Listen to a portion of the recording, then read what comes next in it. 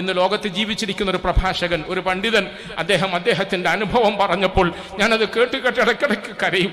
അദ്ദേഹം പറഞ്ഞു, എൻ്റെ ഉമ്മ ഒരു സാധാരണക്കാരിയാണ്, എൻ്റെ ഉമ്മ ഒരു ഗ്രാമവാസിയാണ്, എൻ്റെ ഉമ്മാക്ക് ഖുർആൻ അറിയില്ല, എൻ്റെ ഉമ്മാക്ക് അക്ഷരാഭ്യാസമില്ല, എൻ്റെ ഉമ്മ നമ്മൾ ഇന്ന് കാണുന്നത് പോലെയുള്ള സ്റ്റേജുകളും ഭൗതികമായ അഭിവൃദ്ധികളും ഉയർച്ചകളും ഒന്നും കണ്ടിട്ടില്ല. എൻ്റെ ഉമ്മ ഇടയ്ക്കിടയ്ക്ക് എന്നെ വന്നിട്ട് ചിലപ്പോൾ ചില കാര്യങ്ങൾക്ക് വേണ്ടി ശകാരിക്കും. ഞാൻ അവരെ തിരിച്ചു പേടിപ്പിക്കും. അദ്ദേഹം പറയാണ്, ഞാൻ ഉമ്മയെ തിരിച്ചു പേടിപ്പിക്കുമ്പോൾ അവർ പേടിച്ച് വിറച്ചു നിൽക്കും. അദ്ദേഹം പറയാണ്, ഒരു ദിവസം എൻ്റെ ഉമ്മ എന്നോട് കോപത്തോടു കൂടി ചില കാര്യങ്ങൾ സംസാരിച്ചു, ദേഷ്യത്തോടു കൂടി സംസാരിച്ചു. ദേഷ്യപ്പെട്ട് സംസാരിച്ചപ്പോൾ ഞാൻ ഉമ്മാനോട് പറഞ്ഞു, ദേഷ്യമല്ലേ, മിണ്ടൂലല്ലേ, ഞാനുമായിട്ട് പണക്കത്തിലല്ലേ, പോട്ടെ, സാരമില്ല, ഇതൊരു ബുക്കാണ്. ഈ ബുക്കിൽ ഹാഫിളായ ഞാൻ നാളെ മഹ്ശറയിൽ ശുപാർശ ചെയ്ത് സ്വർഗത്തിൽ കയറ്റുന്ന ചില ആളുകളുടെ പേര് രഹസ്യമായിട്ട് എഴുതി വെച്ചിട്ടുണ്ട്.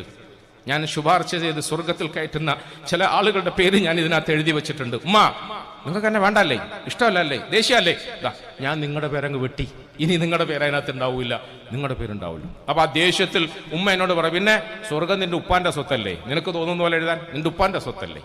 ഉമ്മ ചോദിക്കുന്നത്, ഉപ്പാന്റെ സ്വത്തായിക്കോട്ടെ, ഉമ്മാന്റെ സ്വത്തായിക്കോട്ടെ, നിങ്ങളുടെ പേര് ഞാൻ വെട്ടി, ഇനി മേലിൽ നിങ്ങൾക്ക് എന്റെ ഷഫാത്തിൽ സ്വർഗത്തിൽ പോകാൻ കഴിയില്ല എന്ന് പറഞ്ഞു. പ്രിയപ്പെട്ടവർ, അദ്ദേഹം പറയാണ്, കുറച്ച് സമയത്തിന് ശേഷം എൻ്റെ ഉമ്മ മെല്ലെ എൻ്റെ അരികിൽ വന്നു.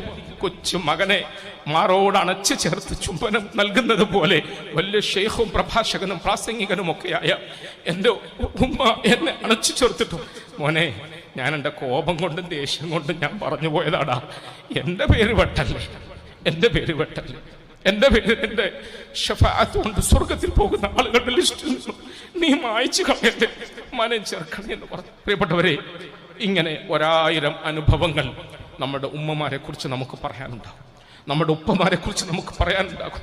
ഇന്ന് ഞാൻ ഈ പ്രസംഗിക്കുന്ന ശബ്ദം എനിക്ക് സമ്മാനിച്ചത് എൻ്റെ ഉമ്മയാണ്. ഞാൻ ഈ ഓതുന്ന ഖുർആനായി തോതാനുള്ള ശേഷി എനിക്ക് സമ്മാനിച്ചത് എൻ്റെ ഉപ്പയാണ്.